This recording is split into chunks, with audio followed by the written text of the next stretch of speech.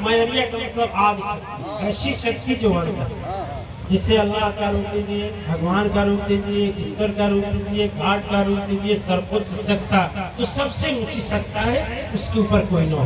परम धाम कहिए, सत्य नाम कहिए, जो भी कहिए, यहाँ मैरिया शब्द में आया। मैरिया माने माया बरसाने में, अपना बनाने वाले, हमारे संकट को हरण करके हमारे ऊपर दया बरसाने वाले। मैरिया का मतलब ये है, कहीं हमारी मायारिया के देखलू हो सके, कहीं हमारी मायारिया के देखलू हो सके, कहीं हमारी मायारिया के देखलू हो सके, कहीं देखलू हो सके, देखलू हो सके, कहीं देखलू हो सके, कहीं हमारी मायारिया के देखलू हो सके, कहीं हमारी मायारिया के। सारा खोजे वेद में खोजली पुराण, पुराण में वेद में खोजली पुराण में खोजली हो वेदा में खोजली पुराण में खोजली हो, वेदा में खोजली पुराण में खोजली हो। सच्ची बात है। 12 वर्ष तक जाते जाते मैं चारों वेद, 6 शास्त्र, 18 पुराण को पढ़ लिया। जरूरत नहीं, हृदय की आवाज है, जो बोल रहे हैं। बाइबिल में खोजली कुरान में खोजली हो, बाइबिल में खोजली पुराण में खोजली हो, बाइबिल में खोजली पुराण में खोजली हो। बाइबिल का भी अध्ययन किया। और जब हम गए थे सऊदी में सत्संग करने, एक मस्जिद में हो रहा था, जैसे बोलते हैं वहाँ की भाषा, तो वहाँ के एक ही शब्द पर बोलना था, हद डाके सोया बेहद डके सुपीर, हद बेहद दोनों डके सो पीरों का पीर। हद बेहद सबसे ऊंची शक्ति में सदगुरु मिल गया तो लास्ट में समाप्त, और औलिया है कोई पीर है, लेकिन सदगुरु मिल गया, हद बेहद दोनों डके, उसी पर बोलना था।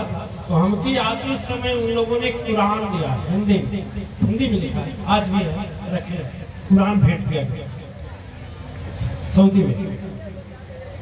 दुबई में मिला था कुरान, तो दुबई में गए थे तो कुरान मतलब भाषा में नहीं, हिंदी में नहीं, लिखने में। लेकिन उसके पहले हम पश्चिम बंगाल में जब थे तो फजरली उस्ताद जी थे, उनकी वजह से मैंने कुरान की पूरी जानकारी करी।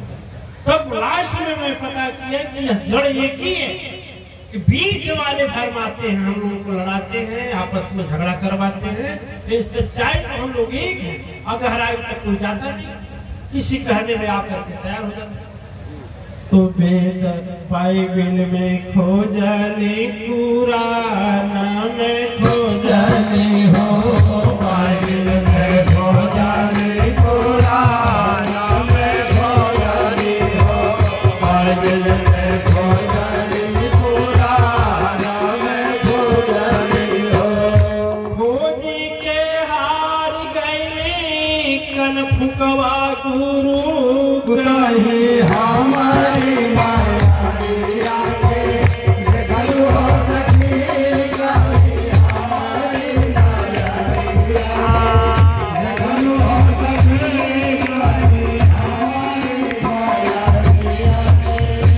वैष्णव में अरे मैहर में खोजली, विंध्याचल में खोजली हो, मैहर में खोजली, विंध्याचल में खोजली हो, मैहर में खोजली, विंध्याचल में खोजली हो।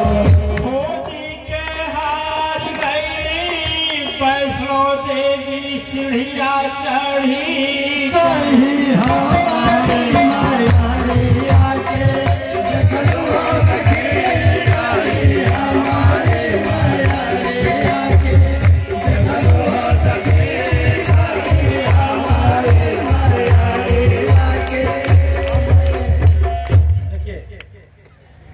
6 लोग जानेंगे जो कब करने जा रहे हैं।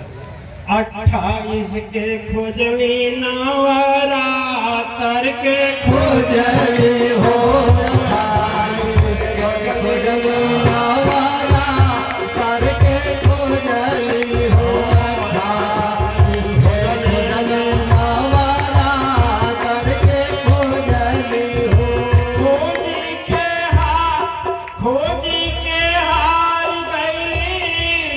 परिक्रमा करी हमारे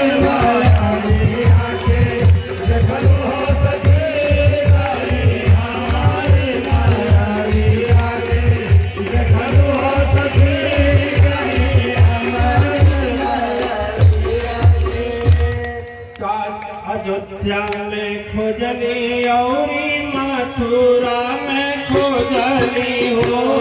अयोध्या में खोजली औरी मथुरा में खोजली हो। अयोध्या में खोजली औरी मथुरा में खोजली हो। 25 वर्ष की अवस्था में हम चारों धाम कर लिए। अरे खोजी के हार गई चारों धमवा करी कहीं हमारी मायाविया के देखो सखी। कहीं हमारी मायाविया के देखो सखी। कहीं हमारी मायाविया के। भजन में खोजली जो भजन गा रहे हैं भजन में खोजली और ध्यान में खोजली हो। भजन में खोजली और ध्यान में खोजली हो। भजन में खोजली और ध्यान में खोजली हो। सत्संग और सत्संग और तंत्र तपस्या में खोजली हो। सत्संग और तंत्र तपस्या में खोजली हो। सत्संग में खोजली तंत्र तपस्या में खोजली हो। खोजी इस समय कर रहे हैं खोजी के हार गए देश विदेश पर वचन